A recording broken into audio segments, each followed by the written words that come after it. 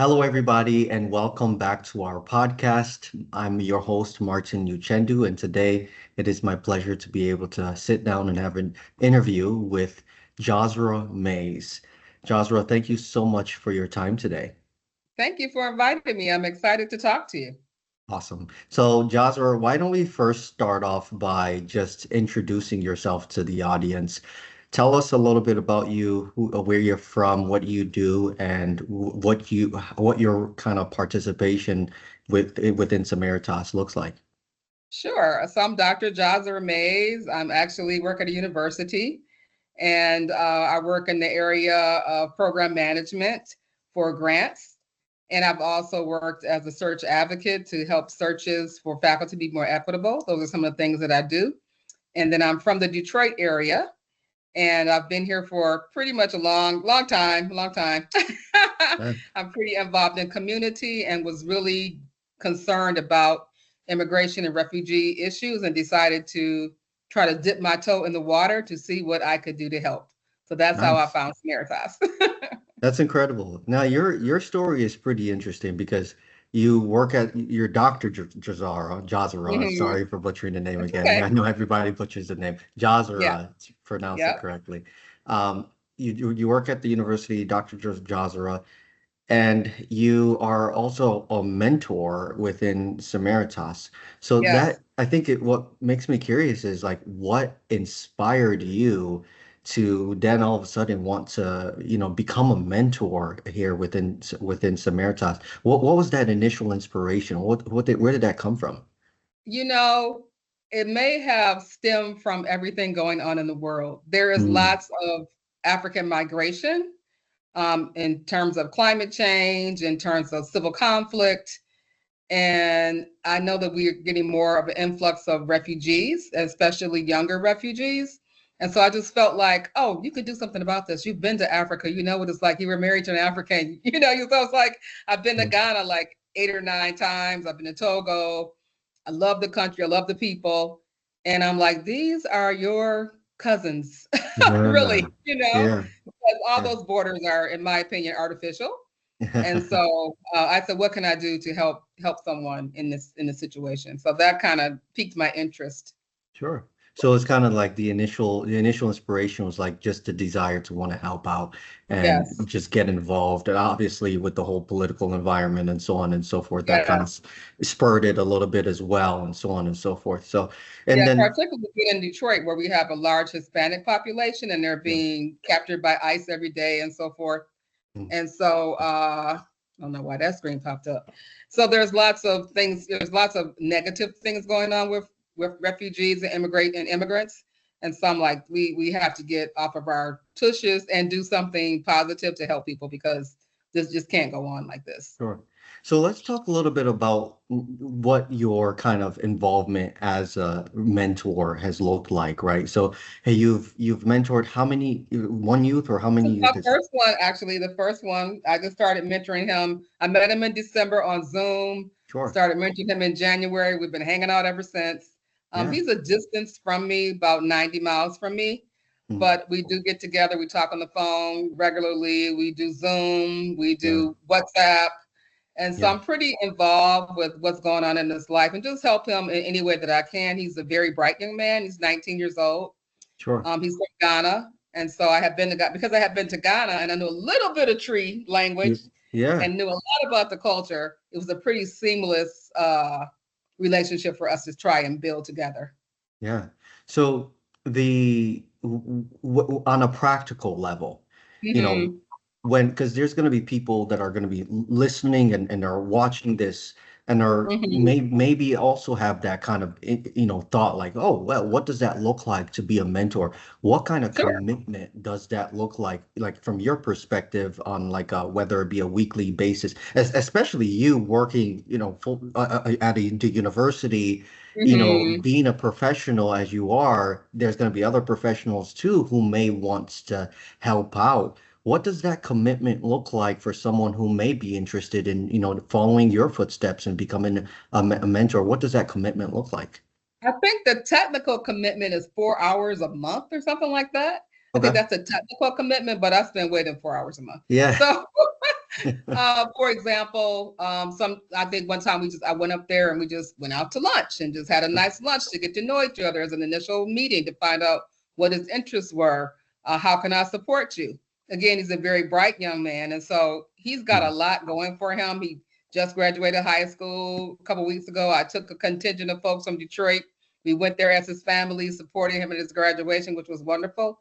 And so it can be as involved or as I would say remote as it has to be, because he is a distance from me. I don't see him often, Sure. but I do talk to him on the phone a lot. Yeah. And sometimes they're just asking questions about, so what do you think about this driver's license thing? How do I do that? How do I navigate this community college situation? Ask them questions about what they might be interested in doing, and then give them advice about, oh, there's a local community college in your area, or there's one here, or I may know somebody here. And so those are the types of things you do, help them Yeah. with social skills, educational endeavors, and things like that. And then moving, if you want to get out on your own, what does that look like? How much money will you need? What's the budget? All those types of Yeah. things. Okay. So it sounds what I'm getting from you. So basically it sounds like there is kind of like a set kind of like guidelines of what like the expectation is like Sure. from a mentor. But would you say that it's still to some extent there's some leeway or some room for creativity as a mentor to be able to kind of organize the schedule as you see fit Sure. and so on and so forth. Would you say that that's the case?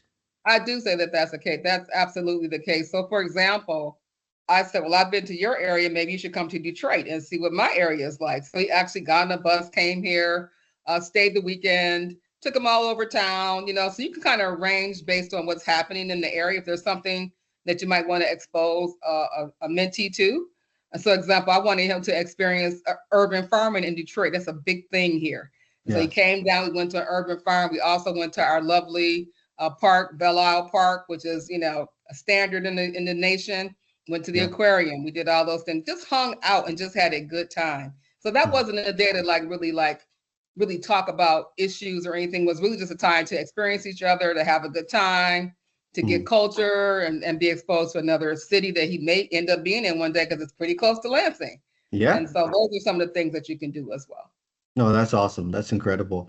So when you from your perspective, how would you say that being a mentor and having, this relationship with this youth, how would you say that that has impacted you personally? I've learned a lot. One of the things I learned about really is the importance of education Mm. to refugees. Yeah. A lot of times they don't have the opportunity to go to school, and school is very important. Mm. And so that's one of the things that I learned. That's one of the things that I think we as Americans take for granted, is the educational system that we have that is Mm. free, pretty much. Mm. Mm. You don't have to pay school fees. Your parents don't have to get a second job in order to send you to school. You don't have to figure out, oh, it's a private school, it's a public school. This is something that people deal with in Africa all the time. Yeah. And so a lot of children are not able to go to school because they can't afford the school fees. They don't have the uniform. They don't have enough food to go there. So I just think that I can see the appreciation for education in him. Mm. And he took well advantage of it. Mm. He did it to the utmost. And so those are some of the things that I see. Yeah. Okay, that's incredible. Now, to kind of like flip that question around, Mhm. what impact do you think that you have made in his life? I really feel like because I'm in a large community, Yeah. I feel like I kind of gave him a sense of like, you also have a family here. Like, I am Mm. your family here. And That's good. anytime I introduce him to someone, it's like, oh, this is Uncle Jesse, or this is Auntie Kim, or Sure. this is Auntie Greta. And so he has multiple people to surround him, almost like a circle of support. And Yeah. so I think that is helpful when you can reach out to multiple people and you Mm. have not just me, all the people that I know who are here Sure. to support you. And so I think that's helpful as well. But I've learned a lot from him. I've learned resilience. I've learned patience. Yeah. I've learned that, flexibility. He's here and he's extremely flexible in his Yeah. thinking. He's a critical thinker. Like, he thinks everything out, because planner. It's like, oh, if I do this, then I do that, then I do that. So he's a planner. I've learned a lot from him. So Yeah. I think it's just a wonderful experience for people to try. Uh-huh. and that they might find themselves like, oh, I'm really enjoying this because you learn from them as well as they learn from you. It's a two-way street for sure. Right. Absolutely. Yeah. And I think that made me think about when this particular youth, obviously, to the extent that we're able to just making sure we're protecting his privacy and so on and Of so course. forth. But to the extent that we are able to, can you share how where like where what does his life look like now? Like I hear that he's graduated. Like can you maybe Yep. share what does that look like to the extent that we're able to? Yeah, he graduated high school, which was a wonderful graduation ceremony. It Yeah. was actually one of the best graduations I have been to in many years. Yeah. And it was wonderful because every student got to do a speech. Every student, you could tell they were just overjoyed to be on that stage. They varied in age, they varied in country, they're from all over the world. And it was extraordinary. And the Sure. people who were teaching them, the teachers were just, you could see how invested they were in their futures and how Yeah. much they really cared about these students. And so that was just, it was very heartwarming to see. And so with Yeah. his graduation, now he has been able to enroll in community college. And It's so he's awesome. enrolled in community college for the fall. He's, trying to get a vehicle to get around to have a little bit more mobility and things like that. So he's really looking forward to his future. He's building his future from right where he is, and he's doing That's just fine. incredible. That's Yeah. incredible.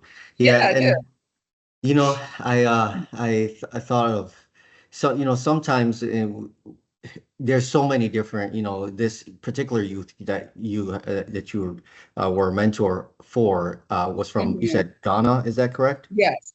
Ghana, Hmm. okay.